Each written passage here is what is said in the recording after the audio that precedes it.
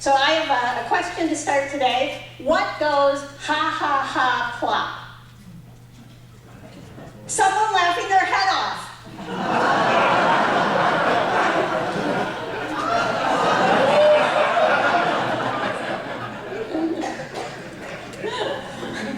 Well done. I think the funniest cartoon that I ever saw hung on the wall of Pastor Bob Cochran. I think it was a Far Side cartoon.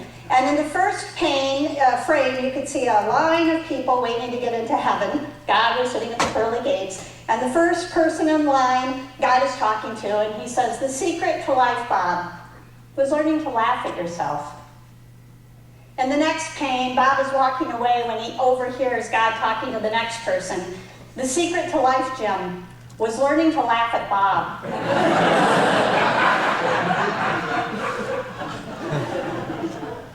It feels good to laugh, doesn't it? And yet, it seems so often that there's not all that much to laugh about. And I don't hear a whole lot of people laughing. I don't hear it when I turn on my TV unless I specifically go to some kind of sitcom or comedy. And there are a lot of not funny things happening. There's a lot of real life struggles, a lot of pain and hardship. We've been exploring here at C3 a lot of those difficulties in life. And so we might wonder, is laughter really appropriate? In the midst of our scars and our cuts and our bruises, is it appropriate? Rod pointed to the idea of this kind of sacrosanct attitude that we can bring to our spiritual journey. For those of us who were raised in the Christian tradition and the rest of us who were raised in the Christian culture, we know that there are a lot of people that are very sanctimonious and pious and serious. People who seem to get stuck at the foot of the cross. Now, I was raised in one of those households, but I always chose to focus on that Jesus character, the one who was always getting in trouble. And you know why he was getting in trouble? Because he liked to have fun. He liked to eat and to drink and to hang out with people who liked to have fun.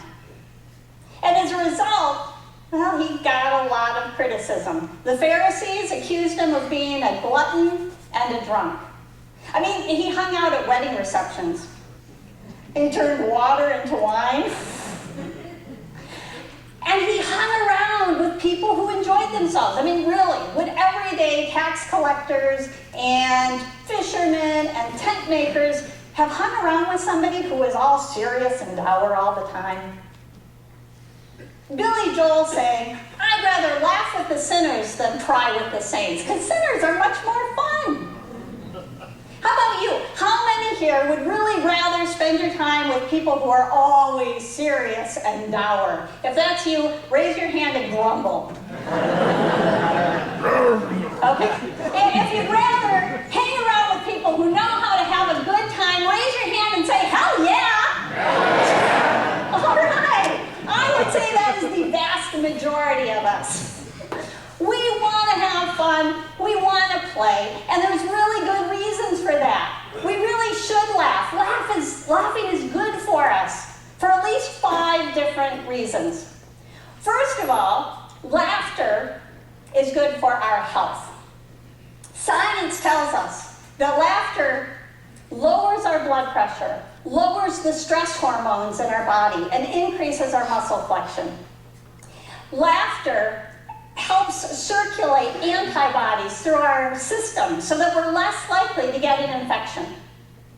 She who laughs, lasts. And not only that, but laughter is good for our soul. It's good for us physically, but that's just the beginning. It's also good for our soul because laughter contains something holy. Laughter brings people together. And there's something holy about people coming together. Laughter offers us a moment of grace. We never expect laughter when it arrives, just as we never expect moments of grace and good fortune. And in those surprising moments, we are offered a glimpse into the folly of our own pursuits. Which brings us to the third reason laughter is good. Laughter helps us keep things in perspective. It allows us to transcend ourselves and not take ourselves so seriously. And I'm telling you, I need that help. There's a real danger in taking ourselves, our beliefs, and our lives too seriously. It seems to me that fanatics never laugh.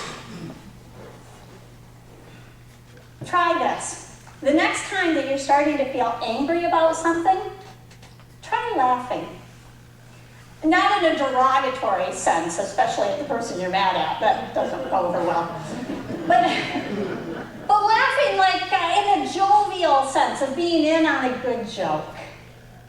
And see if your anger doesn't start to dissipate. And if you start thinking of more creative solutions to your problem. Fourth, laughter helps us keep things in proportion. It reminds us that things really often are not as bad as we think they are. And when things are as bad as we think they are, laughter helps us to stay in a place where we can handle the struggles of life.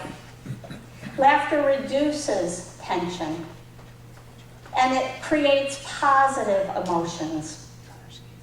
Laughter's a lot like changing a baby's diaper. It doesn't solve anything permanently, but it makes it a lot more bearable for a while.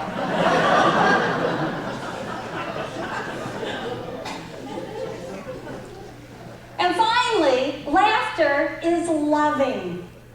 If we can learn to laugh at ourselves in the midst of our mistakes, and laugh with each other in the midst of our mistakes, then we can see how silly it is to pursue this idea of perfection. We can accept our flawed and imperfect selves, and we can celebrate the smiles and the laughter of love. You know, children laugh on average 200 times a day. Adults, 26. And I'm telling you, I have some days that I probably don't even come close to that. But if we want to be healthier and happier, and if we want to be more creative and productive, we simply have to laugh. So let's do that. Everybody stand up.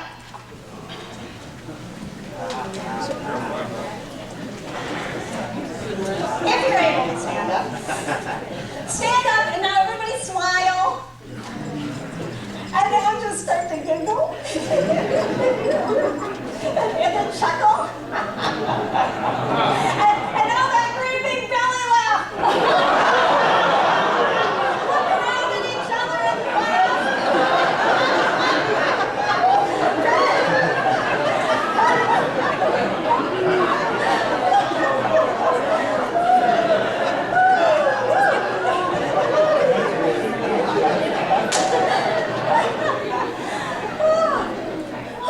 Isn't that nice? When we laugh deep from our belly, we feel alive. Go ahead and sit down. But tell me, some of you, how do you feel? Good. Energized. Relaxed. You have to come back.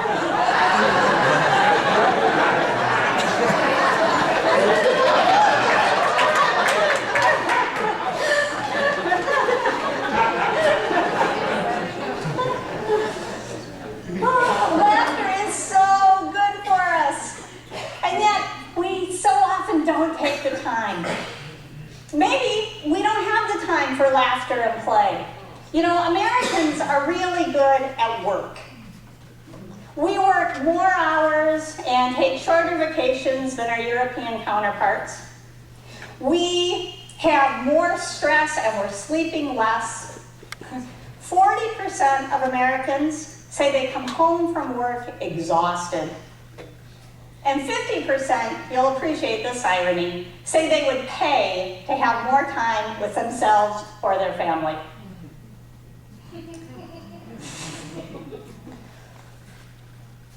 And we're doubly burdened if we have to work 2 or 3 jobs just to make ends meet. And for those people who can't find employment, there's the double burden of guilt. In a society that celebrates labor, but views downtime as self-indulgent at best, and sinful idleness at worst. When I was raised, one of the songs that my mom used to sing ended with, "First we work and then we play." Don't remember anything else about that song. Nothing. But those words are indelibly etched in my psyche. And over the years, they have helped me to very clearly separate everything I do into categories of work or play. But the truth is that human beings do better when we combine work and play. I might have been better off if I'd spent more time with those 2 old Lutherans, Ole and Sven. You know Ole and Sven? Ole and Sven were talking about work one day. And Ole said, "Oh, Sven, I got a good recommendation from the boss at the old job." And Sven said, "Really?" Ole said, "Yeah." He said, "If you can get Ole to work for you, you'll be lucky."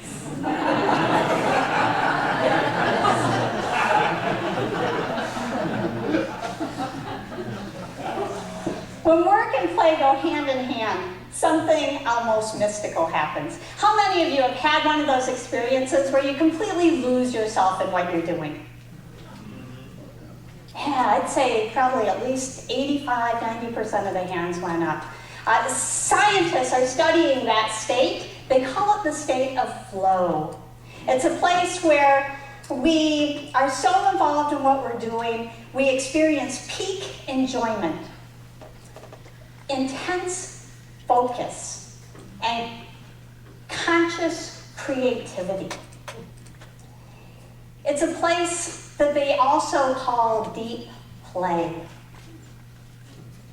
Children are drawn naturally to deep play. They love activities that catapult them into an altered state of consciousness, where they have a heightened sense of all of their senses being engaged, and they totally lose track of time. And when we carry the experience of deep play into adulthood, then it has a spiritual component. Poet and author Diane Ackerson said that deep play reveals our desire to experience a special brand of transcendence with a passion that makes thrill-seeking explicable, creativity possible, and religion inevitable. Perhaps that's why, despite our overscheduled, overworked, overhectic lives, we still respond when a neighbor cries out for help. We respond to our family. We respond to our friends. We respond to strangers who we've never met. As we watch the things happening around the world, we hear about tornadoes and hurricanes, fires and floods. We watch pictures and videotapes of refugees fleeing Syria, desperately seeking a safe home. And we struggle to try to comprehend the magnitude of that tragedy and to imagine any possible kind of resolution, which means it's the perfect time to play.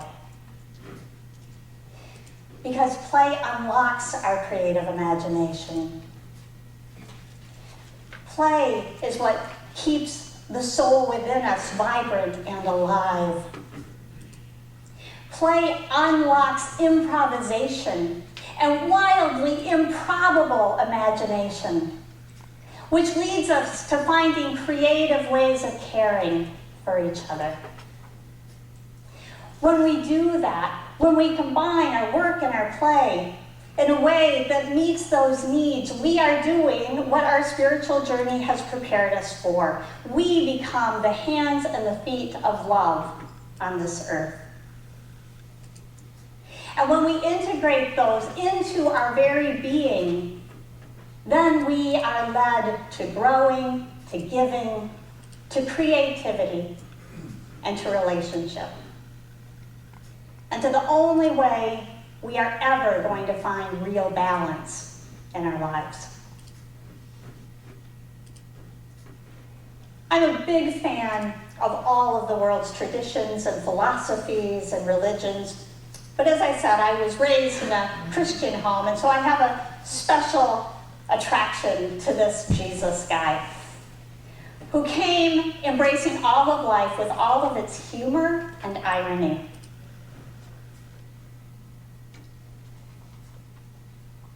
There is a lot of sorrow in the world, and there's a whole lot of joy.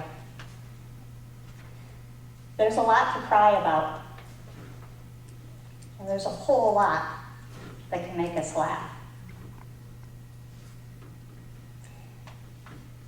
Tears and laughter come from that same deep space within us.